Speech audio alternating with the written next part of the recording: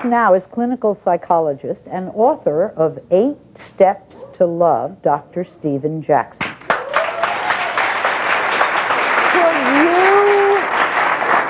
Could you be so kind as to discuss the issue, the all-over issue of men who make this such a big deal? Sure. In this case, Anthony really wants to feel that heat, you know, for Amanda. And he really does want that, and he can't generate that. And he's hoping that if she loses weight, he will.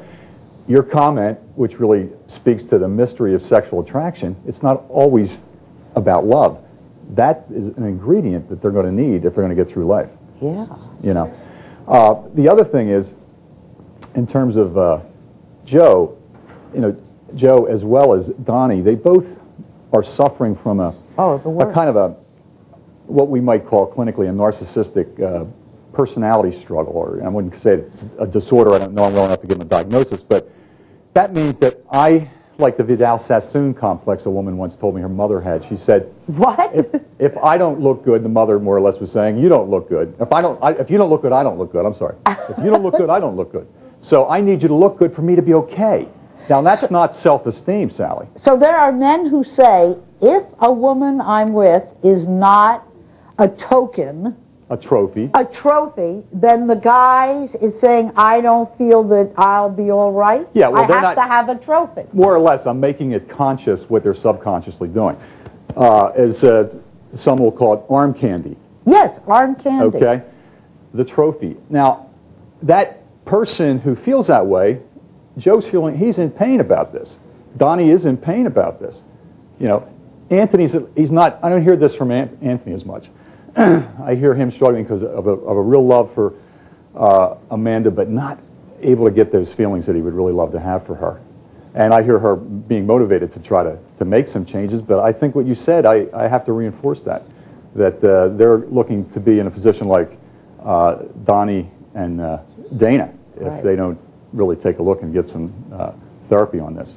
In terms of motivating their woman, if that could happen, where they really did want to lose weight, you have to do it in a loving way. You cannot do it with ridicule. You can't do it with, like you said, men shouldn't be talking to their women with name calling and all that kind of thing. You look angry. Are you angry at what he's saying? Do you understand what he's saying? I'm not really listening to what he's saying. I hear it subconsciously and boo all you want, because I have a better life than any of y'all. Let me say something on this man's behalf. I appreciate his trying to hold his independence, and he has an individual right to say what he's attracted to. Yes.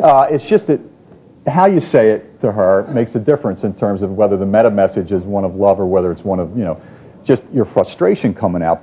But, you know, I know you've been feeling like people are on you and, you know, and attacking you. And you have a right for your individual opinion, absolutely. I believe there is love here on both sides, but I don't know that they have what they need for their relationship, though. For you, it's not about, I understand you love her, but I would be more attracted if, I believe I would be more excited by you if you try to lose the weight. Now, do you have some kind of a realistic idea what that would be? Yeah, I'd be happy if she lost a pound a week, a pound every 2 weeks. Okay, now, you has to really want to do that, and she has to feel that that's right, and you don't want to, if she feels like you don't love her no matter what, it'll never happen. Right. I mean, I've seen women in therapy that when they didn't feel like they were loved no matter what, they almost subconsciously defeated everything because the desire is to be loved as we are no matter what. Now, being attracted no matter what's a little different thing. That's a different thing. But let me just move over quickly. You two have gone through hell. I mean, my God. This is something, I understand that you're worried about her coping about this and getting so far away from you to where she can't be attracted, you can't find yourself attracted to her because of all that's happened. Right.